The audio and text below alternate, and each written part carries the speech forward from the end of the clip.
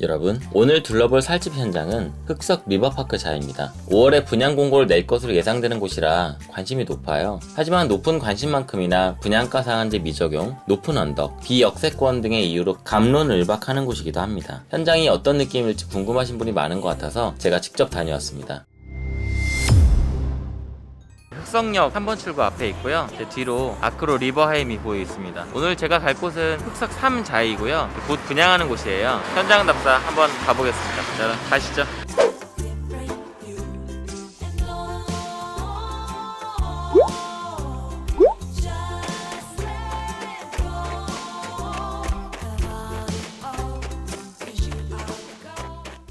오늘 살집 산책은 9호선 흑석역부터 시작합니다. 오늘 둘러볼 3구역은 흑석 뉴타운 가장 안쪽에 있기 때문에 뉴타운이 어떤 모습인지 대략적으로나마 보실 수 있습니다. 흑석 뉴타운은 9호선 흑석역을 중심으로 서달산 일대를 뜻합니다. 강남, 여의도, 용산 등 서울 중심지와 가깝고요. 한강과 인접해 있어서 이래저래 입지가 좋은 지역이에요. 흑석 뉴타운은 1구역부터 11구역까지 있는데요. 4구역부터 8구역까지는 완공을 했습니다. 3구역, 9구역 등 굵직한 곳들은 각각 철거, 관리처분 인가를 완료했고요. 흑석역 주변만 방문하신 분은 이 지역이 오래된 동네라는 인식도 있으실 것 같아요.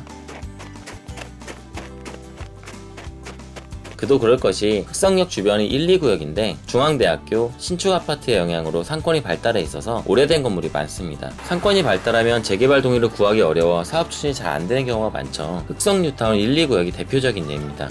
여기 주변이 흑석시장인데요. 상권이 워낙 발달돼 있다 보니까 재개발 협의가 잘 안된다고 합니다. 위로 쭉 올라가 보겠습니다. 저는 뉴타운도 좋지만 이런 정감 있는 동네가 사라지면 그건 또 그것대로 아쉬울 것 같습니다. 흑석 3자에는 이름이 많아요. 흑석 3주택 재개발, 흑석 리버파크 등으로 불립니다. 눈치채셨겠지만 이름처럼 재개발 현장입니다. GS건설이 지을 예정이고요. 1772세대 26개 동의 대단지입니다. 최대 20층이라고 하네요. 요즘 신축단지는 이름이 참 길어요. 저는 두뇌 용량이 넉넉지 않아서 신축단지 이름 외우는데 어려움이 많습니다. 분양가가 아마 가장 궁금하실 거예요. 2,800만원입니다.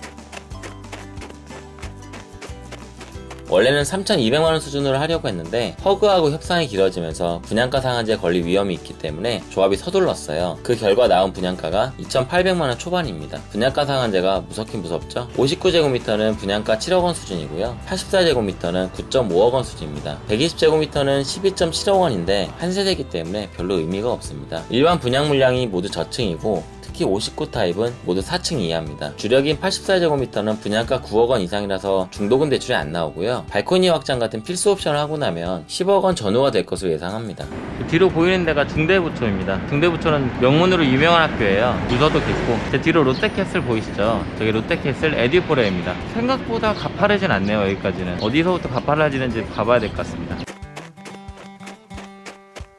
최근 건설사가 분양가는 낮추고 옵션에서 돈을 내게 만들잖아요. 일종의 꼼수인데요. 발코니 확장을 안 하면 옵션을 선택도 못하게 하는 경우가 많습니다. 예를 들면 발코니를 확장해야 중문을 설치할 수 있는 거예요. 이런 식으로 일부 옵션을 필수사항으로 강제하는 건데요. 발코니 확장하고 중문하고 무슨 관계가 있을까요? 이번 현장은 GS건설이 어떤 식으로 옵션 정책을 펼칠지 궁금하네요. 이번 현장은 여러 커뮤니티에서 좋네 안 좋네 갑론을박을 하고 있습니다. 흑석 뉴타운 내에서는 가장 끝이거든요. 역세권이 아니에요. 언덕에 지어지기 때문에 특히 경사 이야기가 많습니다. 실거주하는데 불편함은 있을 수 있지만 가치에는 큰 영향이 없을 것 같습니다. 단지 내 평탄화 작업도 당연히 할 거고요. 신축 아파트 프리미엄도 있으니까요. 그리고 흑석 뉴타운 내에서 가장 대단지라는 것도 장점입니다. 제 뒤로 입구가 보이시죠? 여기가 동대부중입니다. 저 앞에 롯데캐슬 에듀포레가 보이고요. 에듀포레는 학부모들 선호도가 굉장히 높대요. 왜 그러냐면 주변에 다 학교입니다. 학교가 4개나 걸쳐있는 곳이거든요. 그래서 선호도가 높다고 해요. 여기까지는 그렇게 경사가 가파르지 않았는데 여기서부터 경사가 가파라지는 것 같습니다. 지금 분위기라면 공고가 뜨면 당연히 인기가 뜨거울 것으로 예상합니다. 일단 주변 시세하고 이번 현장 분양가 차이가 너무 커요. 인접한 흑석 뉴타운 8구역이 롯데캐슬 에듀포레로 2018년 11월에 준공했는데요. 지금 시세가 평당 5천만원이 넘습니다. 그래서 많은 분들이 흑석 3자에는 되기만 해도 시세 차익이 5억원 이상이다. 압도다 이렇게 얘기하시더라고요. 저는 청약이면 무조건 대박이라는 생각보다는 향후 전망에 따라 자신만의 전략을 세우시라 추천드리고 싶습니다. 올해 분양하는 단지가 많아요. 그리고 분양가 상한제 시행을 앞두고 있기 때문에 만약 여러분이 시세 차익보다는 내 집 마련이 목표시라면 상반기 분양 단지는 스킵하시는 것도 방법입니다. 분양가 상한제가 적용되면 지금보다는 분양가가 낮아질 확률이 높거든요. 조정기가 오는 걸로 예상하시는 분도 있을 텐데 이런 분들은 2년이 지난 단지도 매력적일 거예요. 집주인들의 양도소득세 부담이 없어지면서 그런 단지는 매물이 많이 나오거든요. 최근에 헬리오시티도 전세 가격이 많이 떨어지잖아요. 향후 부동산 시장이 어떻게 흘러갈지는 아무도 모릅니다. 물론 부동산 시장이 계속 지속적인 우상향을 한다 이렇게 예상하신다면 과감하게 베팅하셔야겠죠. 제 뒤로 보이는 곳이 은로초등학교입니다. 후석 3자이 대정초등학교예요. 학교에 대한 평가는 제가 잘 못 들었어요. 좋은지 나쁜지. 초등학교는 단지에서 가까울수록 좋잖아요. 여기에서 조금만 더 올라가면 후석 3자이가 나옵니다. 문제는 제 숨이 점점 거칠어지고 있어요. 에디포레까지는 경사가 별로 없었는데 에디포레를 넘어서부터 경사가 심해지기 시작하네요. 시장이 혼탁할수록 자신만의 전망을 구축하고 그에 따라 전략을 짜시는 게 중요합니다. 이번 3구역은 흑성 뉴타운 내에서는 입지가 안 좋다는 분들이 많아요. 언덕도 심하고 역세권도 아니라고 아까 말씀드렸잖아요. 특히 어린 자녀가 있으신 분은 유모차 이용에 애로사항이 있을 것으로 보입니다. 가장 가까운 9호선 흑성역이 15분 걸려요. 7호선 숭실대입구역은 22분 걸립니다. 제가 직접 와보니까 역세권이라 보기는 애매한데 그렇다고 못 갈 거리는 아니에요. 이 뒤가 흑석 3구의 시작 지점이고요. 시작 지점까지는 경사가 그렇게 가파르지는 않아요. 저는 경사가 대단히 가파르다고 해서 걱정을 많이 했는데 그 정도는 아닌 것 같아요. 여기서부터 평탄화 작업을 하게 되면 단지 내는 층이 몇 개 있다고 하더라도 보통은 엘리베이터를 통해서 단지를 이동하게 만들어 놓기 때문에 생활하면서 불편할 것 같지는 않습니다. 다만 출퇴근 시간에는 엘리베이터가 붐빌 수 있거든요. 단지 내가 평탄화 작업이 잘 되면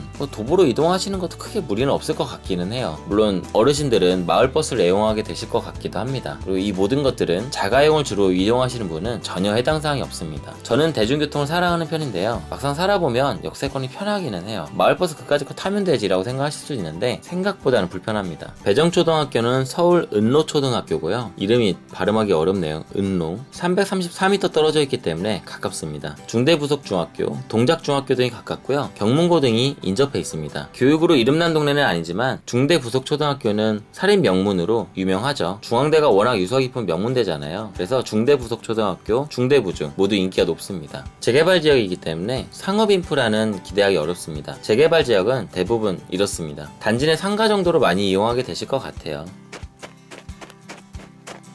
대신 녹지 인프라가 아주 우수합니다. 바로 뒤에 서들산을 끼고 있어서 말 그대로 숲세권이고요. 숲체험장, 수목원 등이 바로 뒤에 있어요. 저처럼 산책 좋아하는 사람은 이보다 더 좋을 수가 없습니다. 기분 탓일지는 모르겠지만 흑성 뉴타운 내 단지들이 다 청량한 느낌을 주더라고요. 그 외에도 흑성 뉴타운 최초의 자이 브랜드라고 기대하시는 분들이 많아요. 자이가 요즘 아파트에서 핫하잖아요. 하지만 어느 건설사든 간에 하자 논란에서 자유롭지가 않습니다. 선분양 제도의 폐해이기도 한데요. 선분양이든 후분양이든 다 장단점이 있기 때문에 특정 제도를 옹호하는 것보다는 소비자의 목소리를 높이는 게 중요하지 않나 싶습니다. 많은 분들이 여기 유모차 절대 못 다닌다라고 말씀하셨는데 못 다닐 것 같아요. 다만 단지 내는 상관없잖아요. 엘리베이터 어차피 다 있을 거고 이 경사와 생활에 불편한 거는 해결되진 않을 것 같다라는 게 제 의견입니다. 역까지도 생각보다 그렇게 멀지 않아요. 꽤 가깝거든요. 전 지도로 보고 커뮤니티 글만 봤을 때는 별로겠다라고 생각하고 왔는데 막상 와보니까 괜찮습니다. 물론 흑성 뉴타운이 앞으로 지어질 단지들이 많아요. 그래서 흑성 뉴타운에서 여기가 베스트다 이런 건 아니지만 여기도 괜찮다 정도로 마무리하는 게 좋을 것 같습니다. 이런 식으로 청약 예정인 단지들을 하나씩 둘러보겠습니다. 저는 살치 채널 박미미였고요. 재밌게 보셨다면 좋아요, 구독 꾹꾹꾹꾹 눌러주세요. 감사합니다. 뿅.